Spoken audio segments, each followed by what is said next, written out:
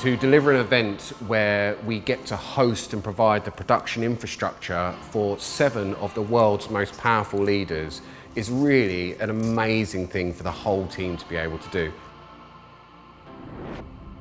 Delivering the G7 Summit is really a prestigious honour that has been bestowed on Identity.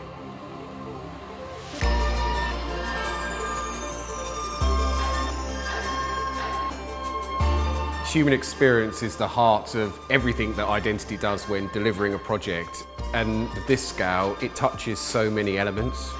Really right from the bottom of grassroots work that we're doing from a social value perspective, the inclusion of local suppliers and people that can do mentor and training schemes on this project. And as you go further up the supply chain, it'll be about the experience we're providing on site, how we work both with the client and other stakeholders. And then eventually we're really thinking about the delegates that are here. So the 7 that are sitting around the table, what is that experience going to be like for the humans in the room? And hopefully we've ticked every box along the way.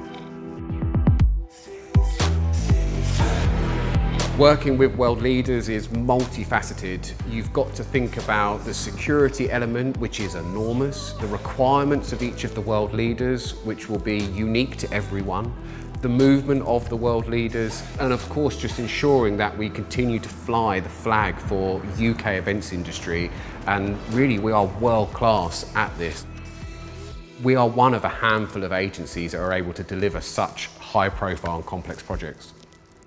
We've been running virtual ministerial events for the various G7 tracks over the last couple of months, so we've got a good understanding of the demands that are placed on a virtual meeting and virtual presence. We've built on those for this meeting, so in terms of taking the same rigour, the same resilience, the same team, evolving that to meet the demands of the project here, it's a natural evolution of that process. The platform that we've got in place allows for both virtual participation from overseas but also from the media centres. So in terms of adapting to demands, we can manage as many virtual participants as we need to at any one moment in time, really.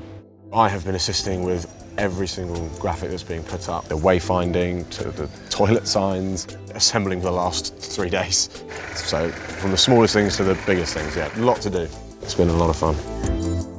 We've had a couple of supplies that we've used for different areas of plants around the 2 sites. We've got some lovely dressing plants and also some screening plants for privacy, using local Cornish plants and flowers and wild grasses. We've used a local supplier as well, so a grower of the plants that has come from Penzance.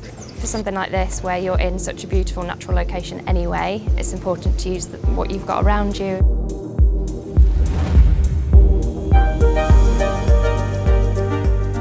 This is the International Media Centre. This particular space is to facilitate the written press. The other structure on the other side of the site is for broadcast and photographers.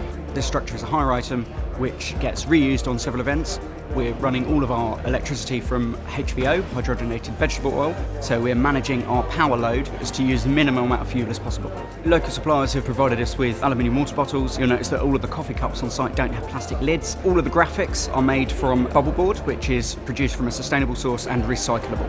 One of the key considerations this year has obviously been COVID. Having looked around the sites, you can see that we've had to implement COVID screens on all of the workstations. We've taken the decision to source those in a way that they can be reused. The reasoning behind all of that is to try and create something that is as sustainable as possible to reduce any form of waste. We've taken a lot of care and effort to talk to the local people, particularly residents and the various retail outlets, to reassure them that this is for their good as well, and where possible we've been trying to use their services.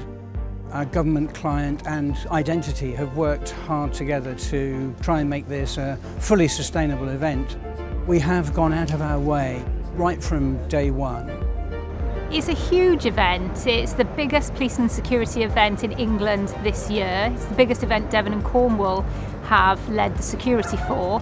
We've actually got around 5,000 mutual aid officers and staff from every force within the UK. I don't think this kind of setup is normal for anywhere. We're all working within COVID. It's a huge event and it's really impressive. You can't just go in and create an event and then leave a sort of mess behind you. It's very much about the legacy after an event. It's very important to leave something for the community. There's a wealth of talent within Identity and we're sharing that. We're doing a mentoring programme and we've talked to the likes of a homeless charity. And also we've got a load of runners from Falmouth University working on site. Really excited to be part of something like this.